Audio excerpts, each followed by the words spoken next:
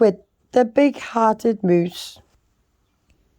Up at Lake Winnebago, in the far northern shore, a huge herd of moose, about 60 or more, and they all go round in a big happy bunch, looking for nice tender moose moss to munch. Up at Lake Winnebago one day we were lunching, just strolling around enjoying the munching, for the moose moss that day was especially fine. When it happened that Thickwick, last moose in line, saw a bingle bug sitting. The bug called out, "Hey, it's such a long road, it's such a hot day. Would you mind if I rode on your horn for some way?" "Of course not," smiled Thickwick, the big-hearted moose. "I'm happy for my antlers to be of some use. There's room to spare, I'm happy to share. Be my guest, and I hope that you're comfortable there." So the bingle bug picked a nice easy seat, and the moose went on looking for moose moss to eat. Well, an hour or so later, the bug heard a squeak. He heard a small voice of a tree spider speak. "I say," said the spider, "you've got a fine place. That moose seems quite friendly. He has such a nice face. If I got on too, do you think he would mind?" "Hop aboard," laughed the bug, "and I think that you will find that moose won't object. He's a big-hearted kind." "I accept," said the spider with joy and delight, and he started a web on the horn on the right. While the spider was spinning, he heard a gay song of a fresh little zinger bird came along. He stopped and he started, and he chirped, "Well, well, well, what a smart place to build. What a great place to dwell. I've been living in the trees ever since I was born, but here's something new. Why not live on a horn? If there's room for two, then there's room for three. There's plenty of room," laughed the bug, "and it's free." Thickwick stopped walking. What was all that talking? These guests had caught Thickwick the moose unawares. "Hey," he called out, "what's going on upstairs?"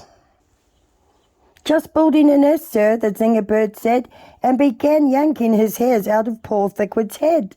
And he plucked out exactly 204. "Don't worry," he laughed, "you can grow some more." Then he dozed off to sleep in his fine moose hair nest. "This bird," murmured Thickwick, "is sort of a pest, but I'm in a good spot, so I'll just let him rest, for a host above all must be nice to his guests. Besides, now it's getting quite late in the day, and surely tomorrow they'll all go away." But alas, the next morning the sun's early light brought to Thickwick's sad eyes a most unwelcoming sight.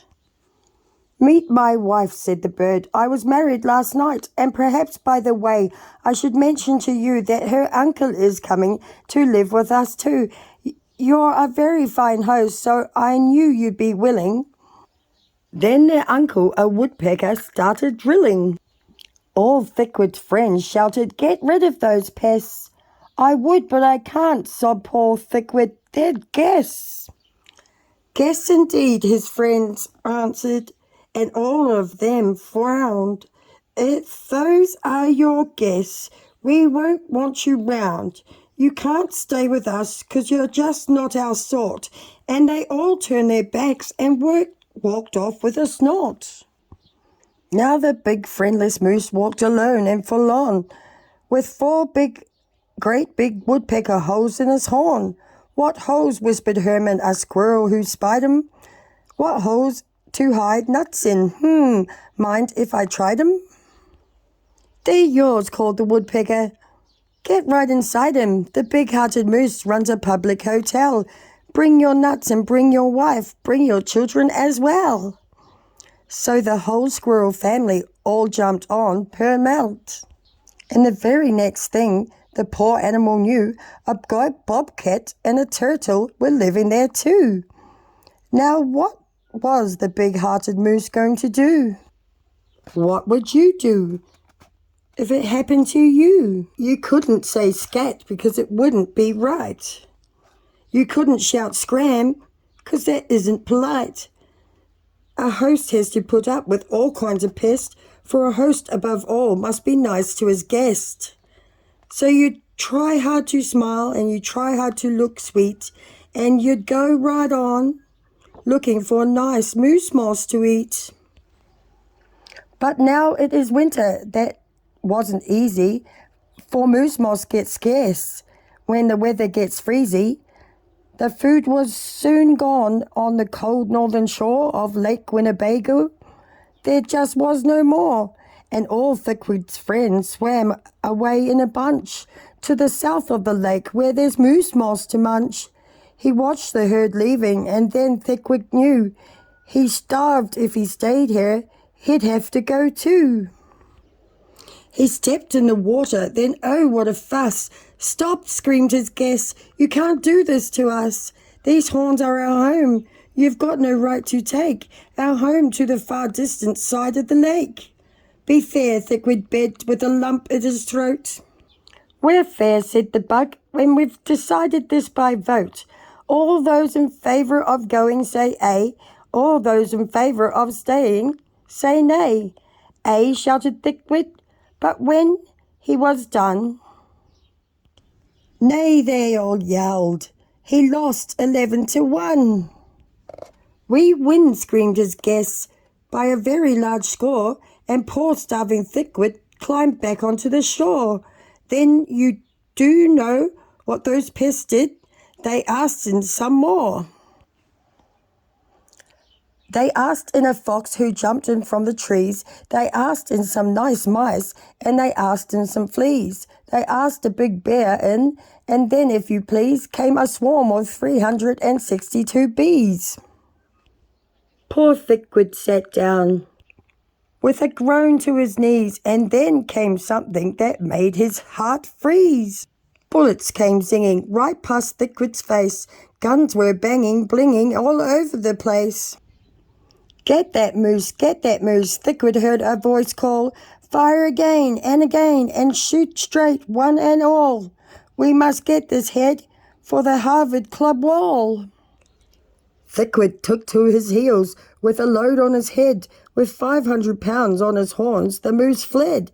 He could have run faster without those pests, but a host above all must be nice to his guests. Up Clayon off cliff, over wild rocky trail, with bullets banging, bouncing around him like hail. Up the gully, through the clutch, and down slippery slice, with his hard-hearted guests raced the soft-hearted moose. Then finally they had him because of those pests. He ran out of luck because of those guests on his horns. He was stuck. He grasped teeth out faint, and the whole world grew fuzzy. Thickwick was finished completely, or was he? Finished, not Thickwick. Decisively not. It's true he was in a most terrible spot. But now he remembered a thing he'd forgot, a wonderful something that happens each year to the horns of all moose and the horns of all deer. Today was the day Thickwick happened to know. That old horns come off so that new ones can grow. And he called to the pests on his horns as he threw 'em, You want my horns? Now you're quite welcome to 'em. Keep 'em, they're yours. As for me, I shall take myself to the far distant side of the lake. And he swam to Winnebago and found his old bunch, and he arrived just in time for a wonderful lunch. At the south of the lake, where there's moose moss to munch. And his old horns today are where you knew they would be. His guests are still on them, all stuffed as they should be.